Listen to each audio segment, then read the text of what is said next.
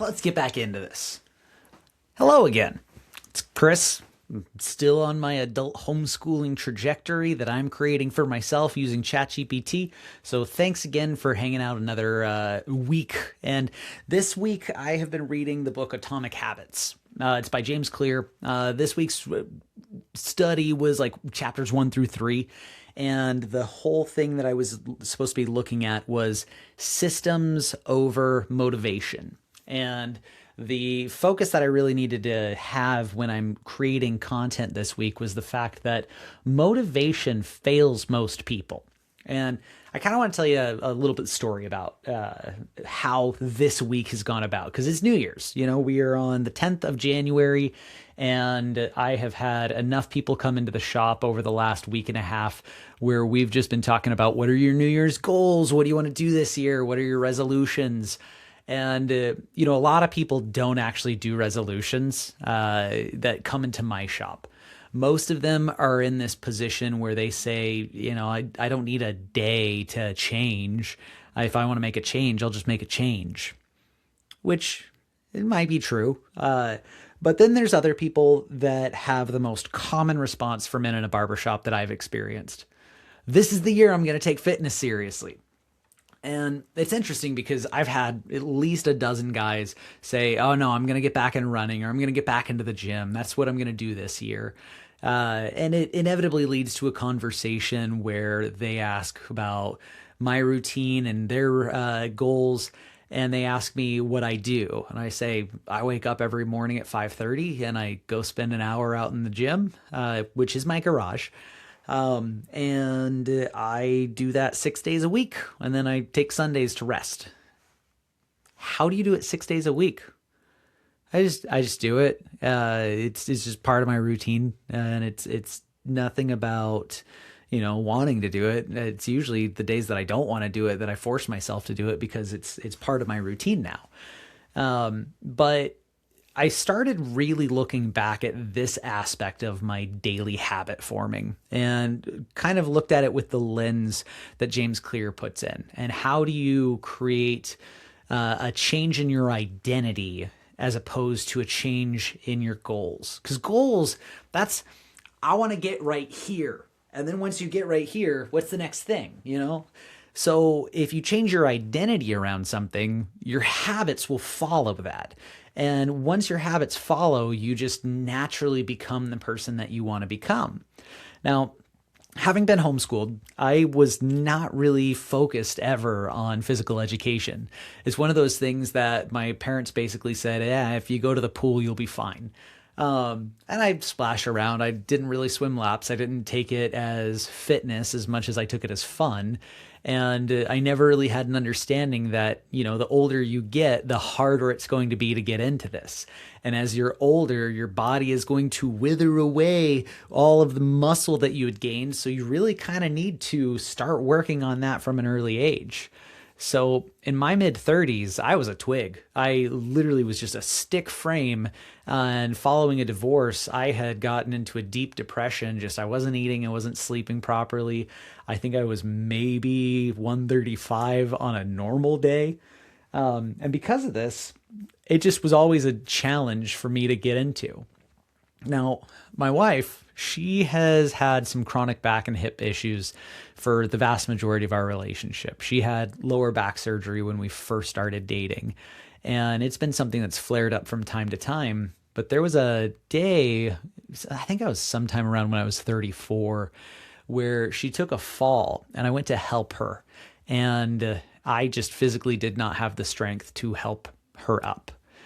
And there is nothing more emasculating that I have ever experienced in my life than not being able to help your partner when they need help.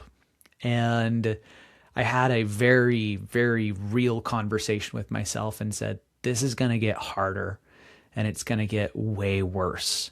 And you're going to get older, and you're going to become more weak, and so is she, and it's just going to get worse and worse and worse. You cannot allow that to happen. And that was when I decided that I really needed to start taking things a little bit more seriously. It's interesting because when we first started dating, she loved running, and we would go to local high schools and just run on the track over and over again. And I hated it. I was like, who does this? This is dumb. We're just going around in circles and it's miserable and it's not fun. Like, why would you do this? Never understood the value of it. And now I'm starting to get to a point where, there's value in this.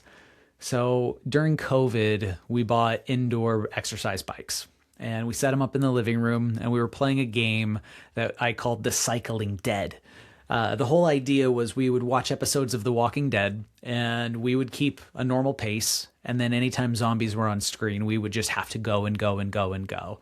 And you've got 12 seasons of hour-long episodes that never really end. And it was a way of getting it gamified so that way we could actually have some fun with the idea of fitness. And then I started waking up early and it was, okay, I want to start my day out doing this. Like, it's kind of a nice way to wake up and just get segued into the day. So it started out as twice a week. And then, okay, I can add a third day in. That's pretty easy. I can add a third day in.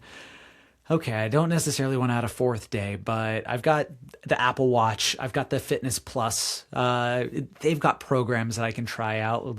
Let's try the yoga. So then I would do yoga. And then I realized I can do cycling one day, yoga the next day, cycling, yoga. Okay, that's pretty easy. And I can just do that during the week. So it became a really easy process for me to slowly build time in, where now that was part of my normal routine and my normal schedule. And once I started realizing, I have more flexibility than I used to have. I can actually touch my toes, and I've never been able to touch my toes before. That's kind of cool. And you find that inner motivation to continue doing things because now you're starting to see, I'm becoming that person that I want to be. Okay, well, now I've got the time built out, but I need strength. I need to be able to help somebody more than just grabbing something off of a top shelf.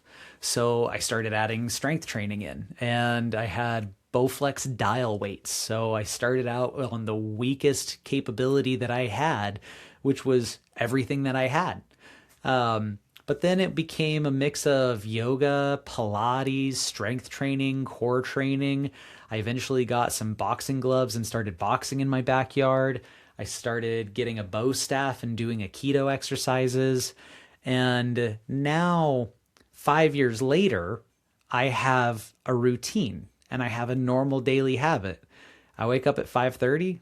I make my protein shake. I make my pre-workout. I go out into the garage. I do an hour of heavy lifting, and then I get ready for the day. And it's been fantastic because now I'm actually tracking these things in a way where I see that I'm becoming the person that I actually want to be.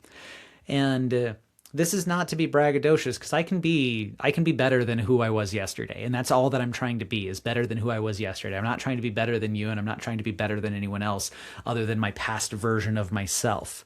All of this is to say that I needed to find the thing that actually motivated me. And for me, I needed to be somebody that was capable of helping my wife. And I needed to be somebody that was capable of aging more gracefully than the trajectory that was in front of me. That was the motivation to be able to actually build a system for myself that was more successful. But the biggest focus was my identity change. I wasn't viewing myself as somebody who was incapable of doing these things. It used to be that working out was impossible. Now it's just really hard. I can do really hard things, though. I'm capable of doing really hard things. And tomorrow, I'll do really hard things again. And that in itself motivates me to keep doing really hard things. And my identity has shifted to somebody who is capable of doing hard things, and my habits are now transforming me into the person who is capable of helping someone in need. And I think that that is the system that needs to be put on a foundation, is how are you changing your identity to become the person that you want to be, as opposed to, I want to get my abs toned up for summer. Okay, why? And once you get your summer abs, what do you do in the fall? So I think where I'm at right now, I really enjoy being able to build processes. And these video series are going to get refined. I think early on, they're probably going to be a little bit cumbersome. I'm going to trip over myself until I figure things out. But that's the point, is I just need to start, I need to get in the habit, and I need to continue down that path. If you guys enjoy these little short snip videos, I really would appreciate it if you guys gave a like or a follow or a subscribe or whatever it is that this social media is that this is posted on allows you to do. Feel free to share with your friends about the homeschool education that I'm giving myself as an adult. So if they're interested in educating themselves, maybe they can get some inspiration from this channel. But until next time, guys, be well.